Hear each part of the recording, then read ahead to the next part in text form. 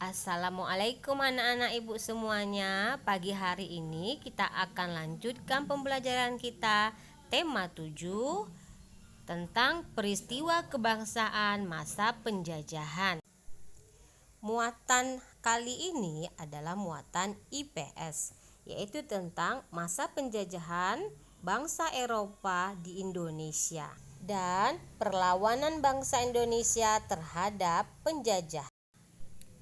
Tujuan utama dari penjelajahan samudera yaitu: pertama, mencapai kejayaan atau glory; kedua, memiliki kekayaan atau gold; tiga, menyebarkan agama atau gospel; dan mencari rempah-rempah.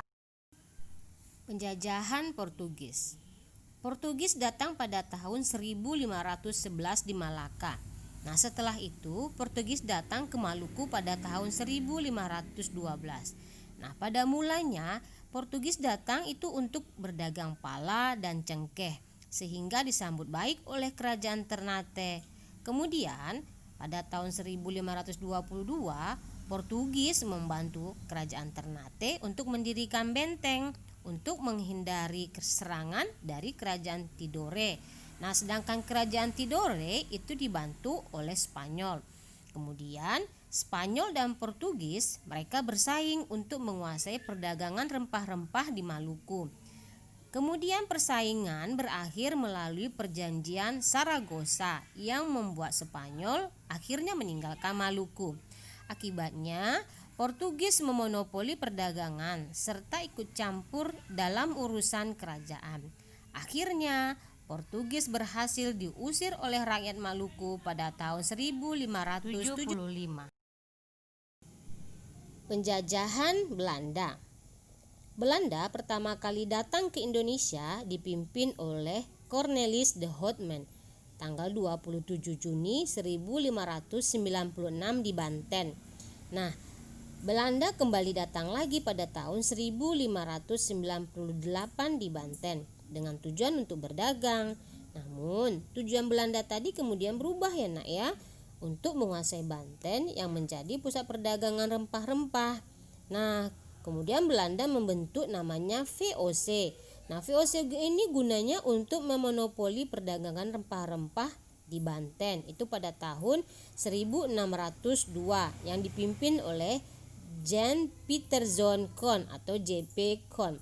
Nah, JP Koen ini menerapkan kebijakan politik gunanya untuk membatasi penanaman jumlah rempah-rempah serta pelayaran kapal, gunanya untuk mengawasi perdagangan rempah-rempah ya nak. Kemudian sikap VOC ini yang semena-mena mendapat perlawanan dari rakyat Indonesia. Nah, akhirnya VOC mengalami kebangkrutan dan resmi dibubarkan pada tanggal 31 Desember 1799. Perlawanan bangsa Indonesia terhadap penjajah. Pada mulanya, kedatangan bangsa asing disambut baik oleh rakyat Indonesia. Namun, perlakuan bangsa asing yang semena-mena membuat rakyat Indonesia melakukan perlawanan. Berikut beberapa perlawanan yang dilakukan rakyat Indonesia. Yang pertama, perlawanan yang dilakukan oleh rakyat Maluku. Itu dipimpin oleh Sultan Babullah. Nah, disebabkan oleh tewasnya Sultan Khairun. Kemudian Portugis menyerah pada tahun 1575. Yang kedua itu perjuangan rakyat Sumatera. Nah, di Sumatera, di Aceh itu dipimpin oleh Cut Nyadin, kemudian Tengku Umar dan banyak yang lainnya nak ya. Yang kedua yaitu perlawanan dari Sumatera Utara atau Medan, itu dipimpin oleh Sisingamangaraja. Kemudian dari Sumatera Barat itu dipimpin oleh Tuanku Imam Bonjol. Nah, yang ketiga itu adalah perjuangan rakyat di Pulau Jawa. Kalau di Pulau Jawa itu dipimpin oleh Pangeran Diponegoro. Kemudian kalau untuk perjuangan rakyat di Bali itu dipimpin oleh Ai Gusti Ketut Jelantik ya. Kemudian kalau untuk perjuangan rakyat Kalimantan Selatan itu dipimpin oleh Pangeran Antasari. Nah, sekarang untuk latihan soalnya kamu kerjakan dalam buku tulismu ya nak ya. Nah, yang pertama, lengkapilah kronologis masa penjajahan bangsa Portugis dan Belanda yang ada di Indonesia. Kedua, siapakah pemimpin VOC? Ketiga, sebutkanlah tujuan utama dari penjelajahan samudera.